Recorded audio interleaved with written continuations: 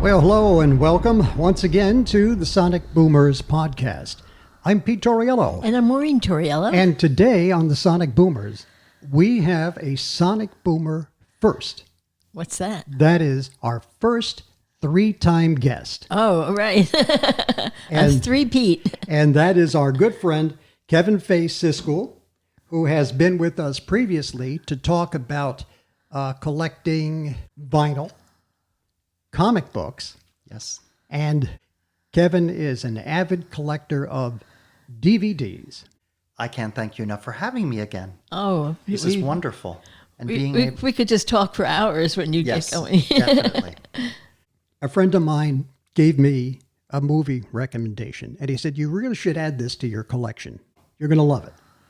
And I said to him, well, can I get it on DVD? And he says, what?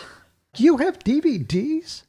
I'm like, all of my movies are on DVD. He goes, well, next thing you know, you're going to tell me that you've got CDs too for your music. And I'm like, yeah, I have a rack full of them. And he said, do you have a phone with the crank on the side? I wasn't aware of DVDs ever having become uncool.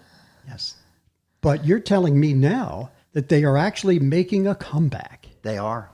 They are. It's wonderful. In the past 2 years, DVDs have made a huge comeback, due a lot to the boutique labels, which is basically specialty labels, which put out specialty DVDs, Blu-rays, and 4Ks for people who want certain kind of movies. A lot of people like just horror movies, or a lot of people like just film noir, or people want movies from the 30s and 40s and 50s. And there are boutique labels that handle these kind of movies, and you can purchase from them. But DVDs came about in 1997 here in the United States and quickly took over from the VHS tapes that we had. I've always been into collecting physical media because I liked having the actual movie in my hands. When Christmas came around and I wanted to see Mr. Magoo's Christmas Carol, which is a favorite from way back in the 50s and 60s, I had it, and I could just go down to my Blockbuster video store in the cellar. Everyone that comes to my house and goes downstairs says, oh my gosh, you have a Blockbuster video store. We have about 2,000 DVDs, Blu-rays, and 4Ks. About 300 television series, going back to way back when to Perry Mason. Oh, we love Perry Mason. I have the entire series, Bonanza, Wanted Dead or Alive. Oh, here's our Perry Mason music coming in. And I love watching the television series. But I also love watching all of the movies that I have. Believe it or not, the number one selling DVD of all time, which is here, is Finding Nemo. It sold 38 million copies. Wow. That's amazing. That would not have been my guess. I would have thought it would have been something more historic, like maybe Gone with the Wind or Yeah, exactly. Citizen Kane, dare I say that? I mean, but that I would have thought, something more that's been around longer would have been a bigger seller. Nemo, it's a cute movie. It's newer, and I'm surprised that it achieved that big of a number in the short time that it's been around. I wonder what was the driving force behind that, being such a big seller. I don't know. It's amazing. I'm sure because of the fact that so many children loved it at the time. It was big in the movie theater, and people could actually they didn't have to let the child watch on television 1,000 times. They could go to the store, purchase this for almost nothing. DVDs in those days were like $15, $16. So they could go to the store, purchase it, and their children be watching forever. Mm-hmm. So they didn't have to worry about it. So I think that's what really drove it success, Could certainly. be. Yeah. So DVDs were so popular, and of course the people in wherever were thinking, let's make something even better. So they decided to make Blu-ray, which came out in 2007. And Blu-rays are basically a larger size disc, meaning they could put more information on it. This is Magilla Gorilla, and they could put the entire series on one disc. They wouldn't have to put it on 2 or 3 discs like they would with DVDs. Mm-hmm. And also, they could put features on this.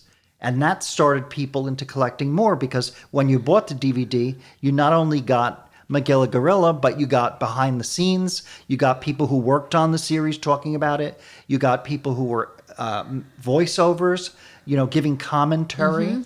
The wonderful thing about these is when you get the collector's versions, you can have a commentary, like from Halloween. You can have Jamie Curtis talking the whole movie and telling you exactly what happened.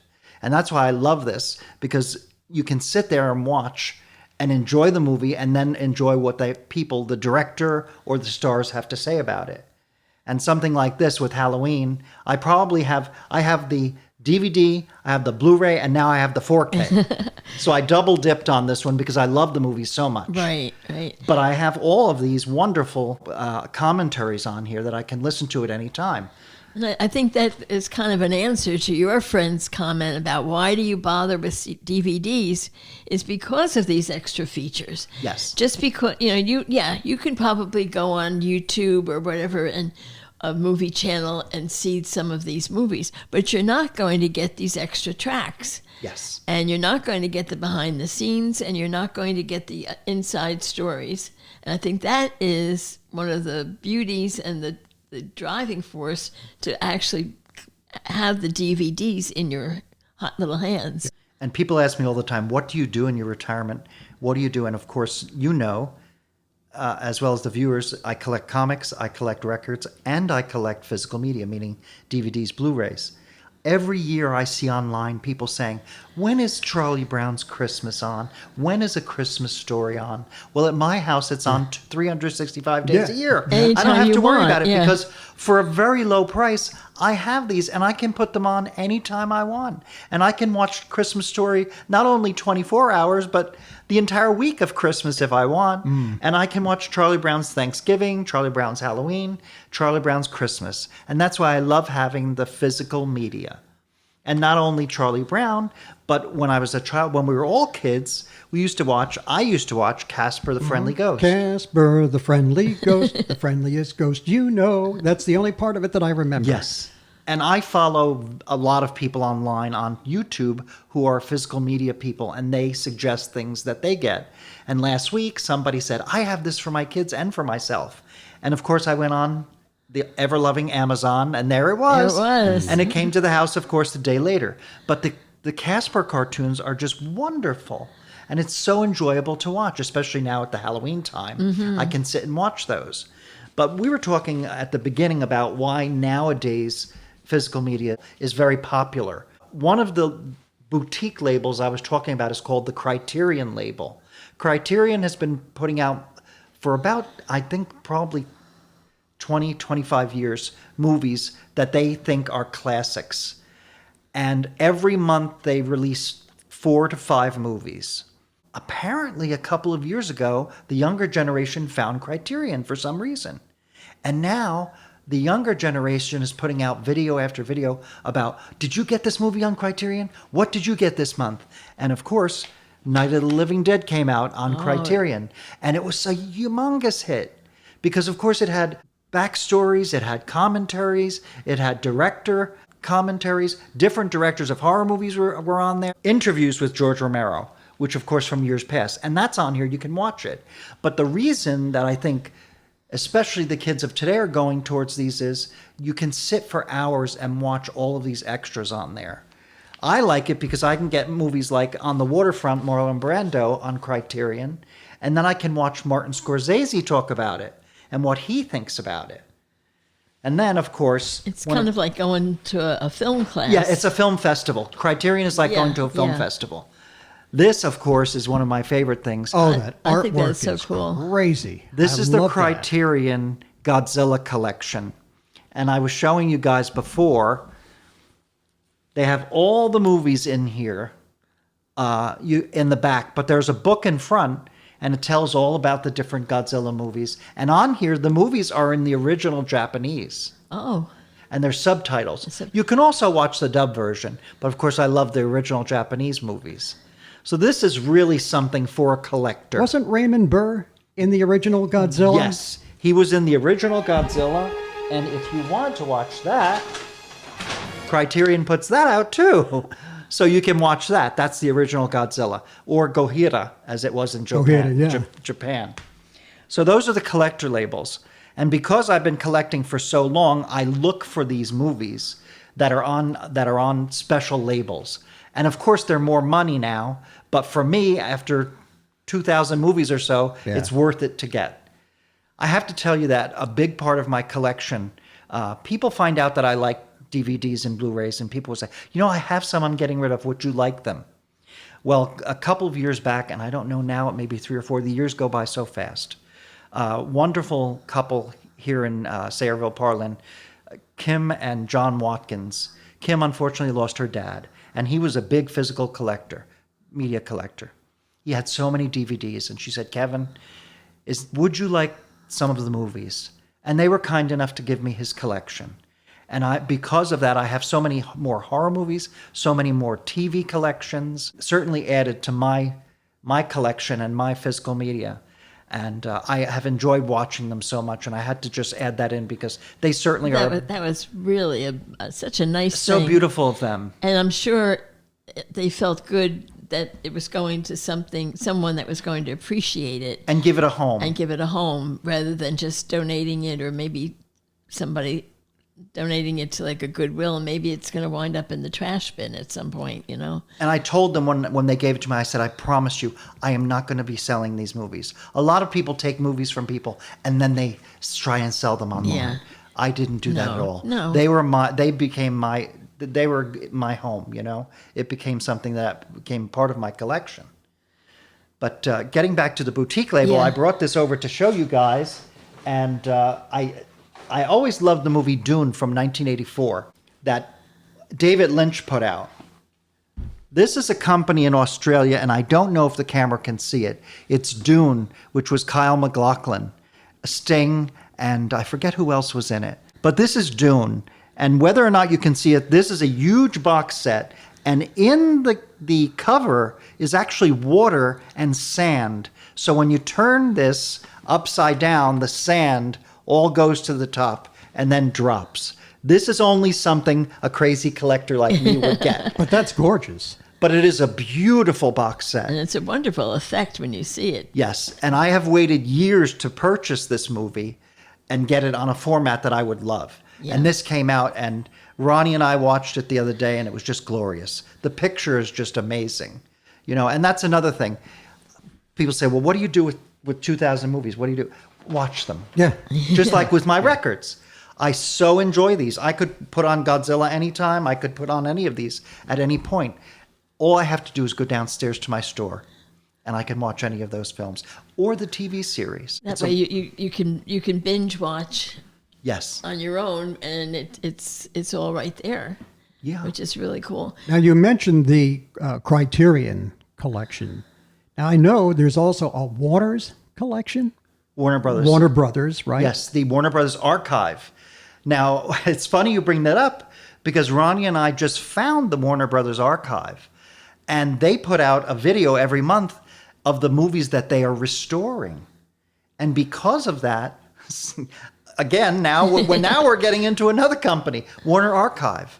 And they put out the movies that they restore are just so beautiful. And they restored Huckleberry Hound, they restored Tom and Jerry, they restored Magilla Gorilla, the cartoons, plus they restored Auntie Mame.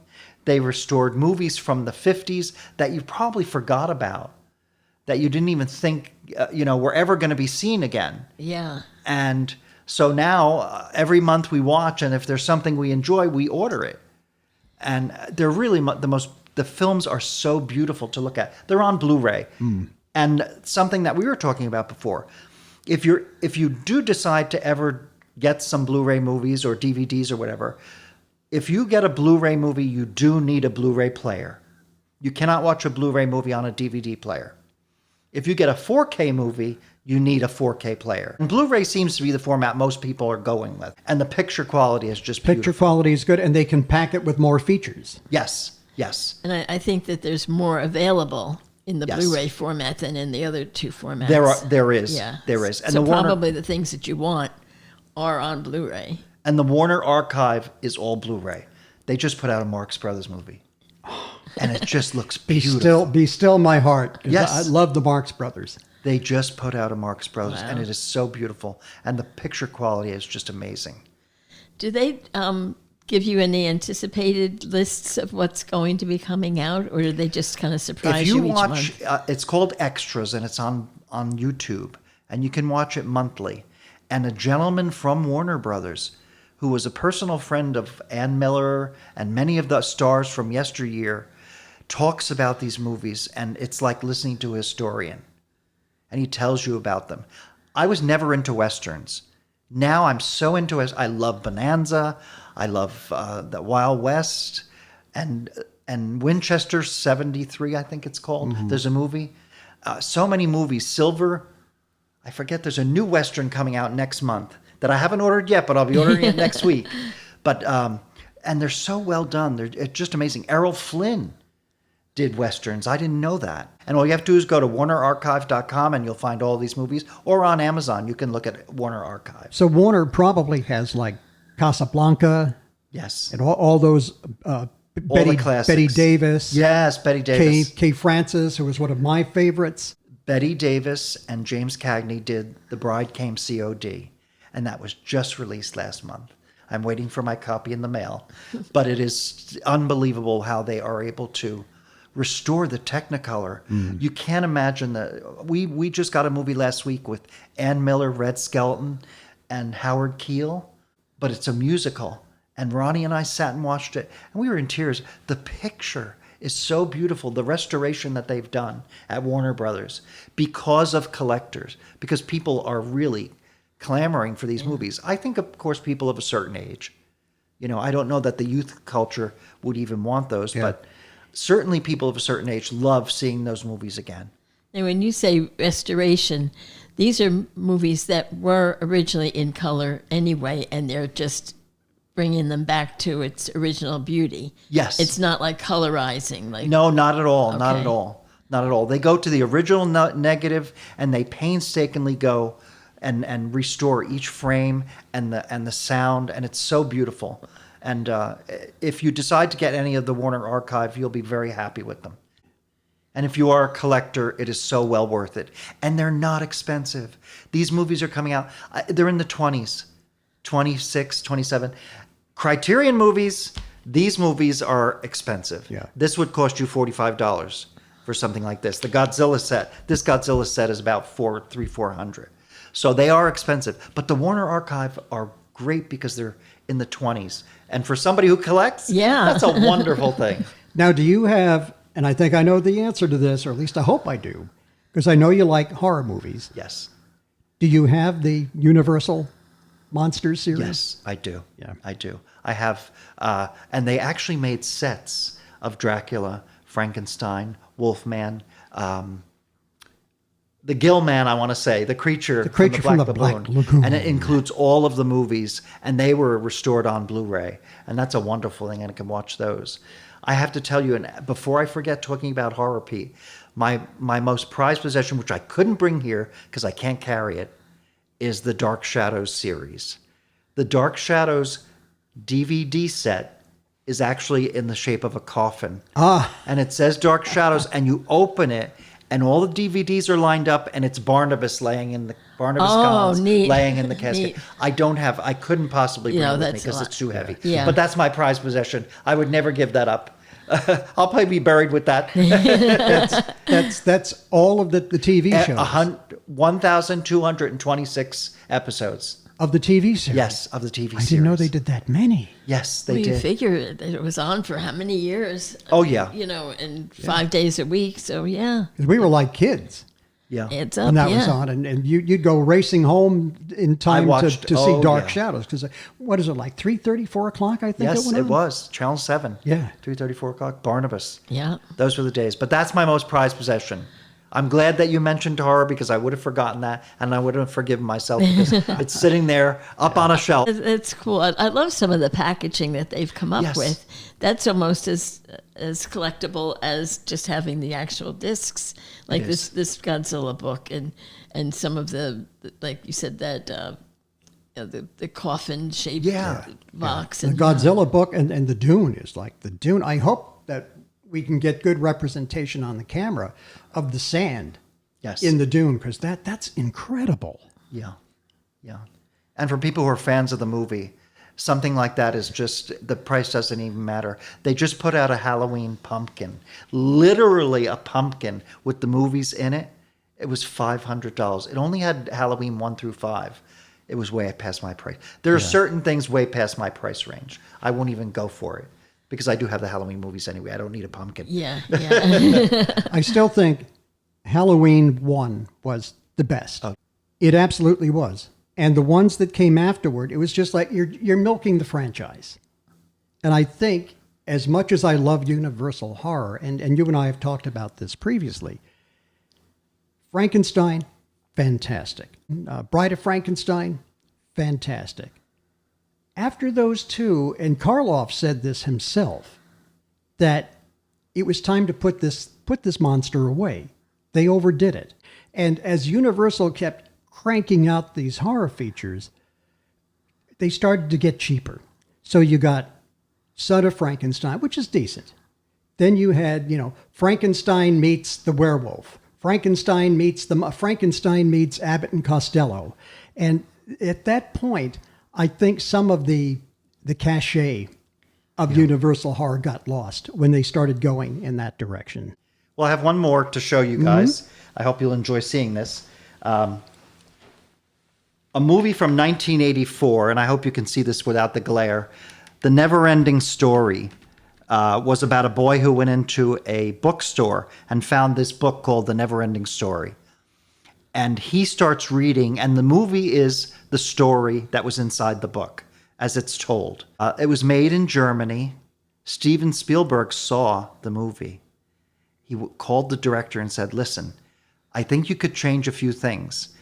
He changed a few things. He added the song, which I don't know if you know, The Never-Ending Story, which is very popular from the 80s.